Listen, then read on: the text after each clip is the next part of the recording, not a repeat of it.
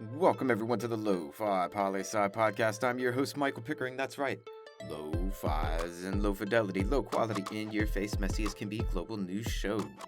And today, my friends, we're connecting the dots. Here, we're gonna bring up stories that we covered exactly a year ago on the show, and talk about them today and exactly how they're relevant to connecting the dots with one very specific purpose: to predict what's going on in the world tomorrow. Oh, I know, the fortune telling business. That's what we're doing today. So let's hit it. What are we talking about? Or rather, what were we talking about a year ago today? March 30th, 2020, Episode 7. North Korea says U.S. clearly doesn't want nuclear talks, Associated Press. March 31st, 2020, Episode 8. Myanmar editor could face life in jail for interviewing rebel, from The Guardian. April 1st, 2020, Episode 9. Mexico. Woman journalist gunned down in Mexico's Veracruz state. Reporters Without Border. Also from April 1st, 2020. U.S. again accused of killing civilians in Somalia airstrikes. Washington Post. And April 2nd, 2020, Episode 10. Top EU court says eastern states broke law by refusing to host refugees. Reuters. All right, these 5 stories here. These events taking place in Asia, Europe, Africa, North America, Latin America. Let's update these and connect some dots. First up is this story about North Korea from last year, saying that the U.S. just doesn't want to talk about nuclear weapons. Well, a year later, just last week, North Korea starts testing ballistic missiles, and most certainly gained the attention of the United Nations Security Council. And more tests may very well be coming. So basically, it looks like over the past year, North Korea was getting tired of being ignored. And now, well, they're not being ignored anymore, and they've got everyone's attention. So our next one, going on to Myanmar editor, jailed for interviewing a rebel. We've been talking about the Myanmar coup since February 1st when it took place, 2 months ago.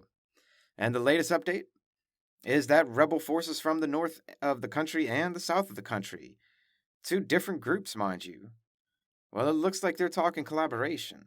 And in the southern region, where one of the rebel groups is located, it's reported that the group is giving civilians the heads up. The military is about to be on the offensive, or is on the offensive. And we're going to be talking a good bit more about this in a minute. The story about a Mexican female journalist being killed last year. What's the latest on this? Well, just this past week, tragically, a woman from El Salvador was killed in police custody in Mexico as well. Also, the Women's March earlier this month in Mexico City was met by police and tear gas. And according to the BBC article, Mexico police under fire after woman's death in custody, last year the government figures, they stated that about 939 women died as a result of femicide. Our next one, about the U.S. killing civilians in Somalia by accident via airstrikes and drone attacks. Latest on this one? A year later, France is under fire for doing the exact same thing in Mali, having killed 22 people at a wedding in January, when they were reportedly targeting terrorists. And our last update to a story from a year ago. Top EU court says Eastern European countries broke the law by not accepting refugees into the country. The update? It appears the same thing is going on in Thailand with refugees from Myanmar, as the Thai military reportedly turned back over 2,000 people fleeing airstrikes by the Myanmar military this weekend. I'm pretty sure you're already connecting some of these dots on your own. But let's do it together and connect them all. But remember, Lo-Fi Nation, we're not really connecting dots here. We're demonstrating something very, very particular. What happens to one human being, what happens to human beings in one place, affects human beings in all places. We're demonstrating how what happens to our people, all people, affects us. So let's start with these events from Myanmar, Thailand, the EU, US, France, Mali, Somalia. Over the past year that we've seen here, the US, France, and Myanmar all kill civilians in airstrikes. And there are more than just these 3 cases, mind you. But actions like this consistently cause refugee crises across the globe. Anytime someone starts getting bombed, people start running away from it. And cases like Eastern European countries and Thailand not accepting refugees running away from violent conflict has been happening and is still happening today. In short, a year ago, you bomb a place, people run, and other people don't accept those people fleeing the violence. And today, people are still bombing places, people are still running, and other people still don't accept those fleeing the violence. You can call that a pattern or learned behavior, but we'll get back to it in a minute. Now let's add Mexico's not good record on femicides and the killing of women to this. Thousands of refugees flee violence from Central America every year and pass through Mexico, including, of course, women and children. And this is the case with all refugee migrations. And one thing that is well established in political science literature, both comparative politics and international relations literature, is that women and children across the world, especially in conflict zones, are the most unequally affected group of individuals when violence breaks out. And femicides in conflict zones and in refugee populations are a tragedy that happens on every continent. And yes, I do mean every continent. A conflict zone isn't merely a war zone. It's a place with a large amount of violence happening. Period.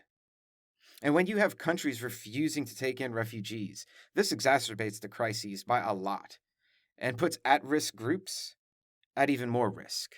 When you turn away people that are looking for help, it gives other people the idea that it's okay if they turn them away as well. And yeah, that's us looking at you, Eastern European countries, showing Thailand that it's permissible to turn away refugees of violence. And it's not just Eastern European countries. Oh no, take some self-reflection and look at your own country too. No matter where you are from, listener, I'm sure you won't have to look that hard to find examples of your own place doing the same thing. So at this point, you may be wondering, okay, I get it. People start wars and bomb places, and refugees flee the violence, and other countries refuse to take in the refugees, and women and children are put at even more risk because of all this. But do you get it? Ask yourself and be honest with yourself. Because if you get it, then you realize the connection of these dots already. This is not, by any means, a new pattern. This is not, by any means, new to the past year of us talking about what's going on in the world today. This is going on today. This was going on last year. And this was most certainly going on well before that. And if you get that, then you get the implications behind it. If we know what's happening when we make specific choices, then why do we still make those choices? Now that is a question worth reflecting on. If we know that we're going to refuse the aid of refugees and put women and children at increased risk of violence and death, then why are we still bombing places, causing this chain reaction of events? Why haven't we found a different way? A question to you out there, Lo-Fi listener. Why haven't we found a different way? And on that note, you may be asking yourself, didn't he mention North Korea as the first story? What does North Korea have to do with all this?